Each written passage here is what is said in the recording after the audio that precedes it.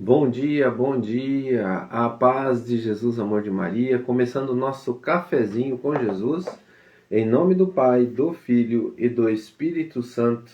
Amém.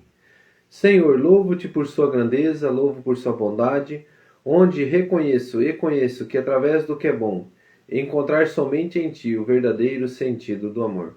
Deus meu Deus, eu te adoro, eu me entrego ao seu querer. Consagro a minha vida toda, minha casa, minha família, tudo o que tenho, Senhor. Ao seu comando inclino todo o meu agir, o meu proceder, a vós, Deus meu Deus. Queridos irmãos, que a graça e a paz estejam no nosso coração. Hoje nós estamos dando continuidade ao nosso estudo do Catecismo da Igreja Católica, onde nós estamos falando sobre apostolado, né? O apóstolo, e o ministério da reconciliação e dos apóstolos. O parágrafo é 1442, onde que eu coloquei o título tirado desse contexto, né? A vontade de Cristo, que sua igreja seja um sinal de instrumento e do perdão e da reconciliação. Então, o parágrafo 1441. Só Deus perdoa os pecados. Então, a vontade de Cristo é que toda a sua igreja seja, na oração, em sua vida e em sua ação, o sinal e instrumento do perdão e da reconciliação, que ele nos conquistou ao preço do seu sangue, mas confiou o exercício do poder de absolvição ao ministério apostólico, encarregado do ministério da reconciliação. Segundo Coríntios, capítulo 5, do versículo 18. O apóstolo é enviado em nome de Cristo, e é o próprio Deus que, por meio dele, exorta e suplica: reconciliai-vos com Deus. Segundo Coríntios 5:20. Então, que a gente possa entender, como diz a palavra, né, só Deus perdoa os pecados. Por ser o Filho de Deus, Jesus diz de si mesmo: o Filho do Homem tem o poder de perdoar os pecados na terra. Marcos 2:10. E exerce esse poder divino. Teus pecados estão perdoados. Marcos 2:5. Então, diante do agir do nosso Senhor, de perdoar os pecados, ele dá essa autoridade aos apóstolos, como nós vemos a Pedro, né?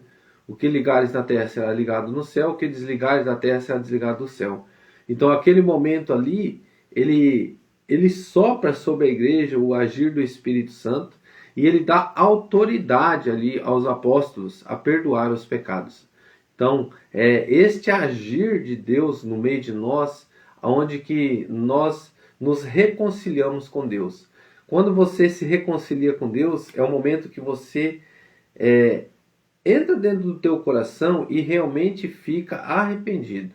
Porque a reconciliação tem um arrependimento profundo, um arrependimento de ter cometido o pecado, de ter ofendido a Deus. E quando você ofende a Deus com teus pecados, mesmo talvez, irmão, a gente não tenha consciência, mas nós ofendemos pelas nossas atitudes. Mas quando eu tenho a consciência que é pecado e eu cometo ele mesmo sabendo, isso fere mais, porque é uma ação diante de uma reação contrária, né? Uma reação contrária do querer de Deus. Então você sabe que Deus não quer e você comete. Mas mesmo assim, o nosso Deus é tão bom, tão misericordioso, que ele espera o momento da reconciliação. Como o filho pródigo. A passagem bíblica que Jesus nos conta aquela parábola, né? Que o filho pródigo vai para o mundo, gasta tudo, pede o pai a herança. O pai não tinha morrido ainda, ele pede a herança. Então, esse desprendimento do pai, esse desprendimento de Deus, é o afastamento de Deus, querendo o pecado e ficando ausente de Deus. Mas quando nós reconhecemos, como lá no filho pródigo, né? Reconhece que na casa do pai existe uma fartura, que na casa do pai existe a bonança, e aí ele coloca a mão na consciência, ele volta, e como que chega lá, como que está o pai de braços abertos esperando o filho? Esse meu filho está morto e viveu. É assim o nosso Deus, ele quer nos acolher e nos amar, mas nós precisamos estar arrependidos.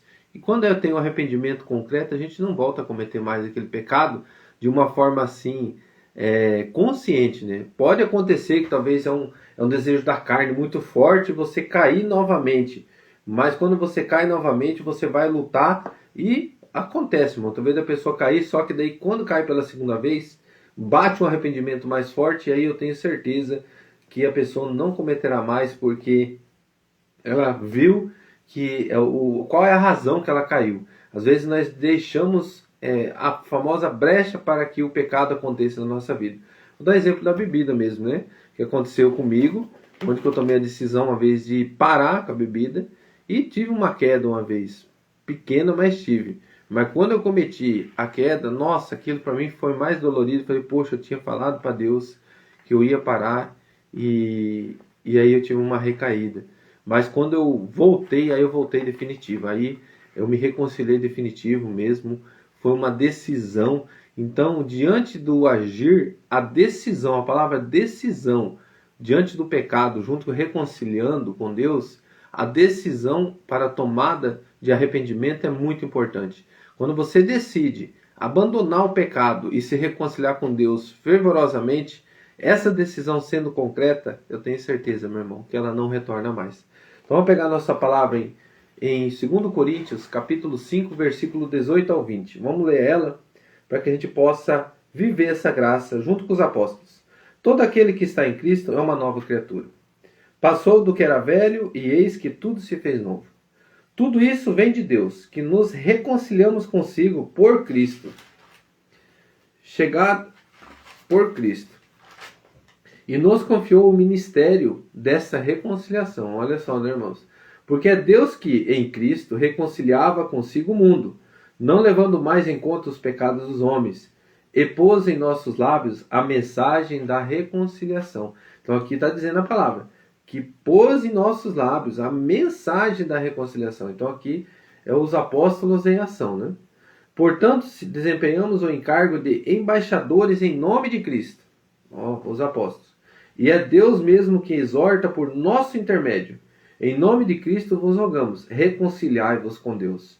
Aquele que não conheceu o pecado, Deus o fez pecado por nós, para que nele nós tornássemos justiça de Deus. Palavras do Senhor. Graças a Deus. Então, irmãos, a palavra aqui vem dizer para nós onde que o direcionamento daqui dos apóstolos, que eles estavam vivenciando esse ministério da reconciliação, que é viver essa graça da confissão. Hoje nós temos o sacramento da confissão diante da reconciliação com Deus, que nós vimos também através do batismo, que Deus nos acolhe e nos ama e nos tornamos filhos amados de Deus na unidade com Deus. E essa unidade, ela só torna possível, como eu disse, é a decisão, é dizer não ao pecado e dizer sim a estar com Deus na presença dele. Tem aquela palavrinha que diz assim, temor a Deus, que é um dom do Espírito Santo. O temor é você temer ofender a Deus e você ficar distante dele. Não é ter medo de Deus. Então, quando eu cometo um pecado, quando eu tenho o agir do temor do Espírito Santo no meu coração, eu vou querer me reconciliar com Deus, vou correr, confessar e me reconciliar, porque eu não quero a ausência dele. A alma que sente a ausência de Deus, que ama a Deus, é terrível, irmão. É terrível. Então a ausência de Deus para uma alma que conhece o amor de Deus, que está unida a Deus, e ela de repente ela se separa dessa presença de Deus pelo pecado, ela corre reconciliar. Porque é uma dor tremenda a ausência de Deus. Rezemos. Pai nosso que estais no céu, santificado seja o vosso nome. Venha a nós o vosso reino, seja feita a vossa vontade, assim na terra como no céu. O pão nosso de cada dia nos dai hoje. Perdoai as nossas ofensas, assim como nós perdoamos a quem nos tem ofendido. E não nos deixeis cair em tentação, mas livrai-nos do mal. Amém. Louvado seja nosso Senhor Jesus Cristo, para sempre seja louvado. Em nome do Pai, do Filho e do Espírito Santo. Amém. Grande abraço, irmãos.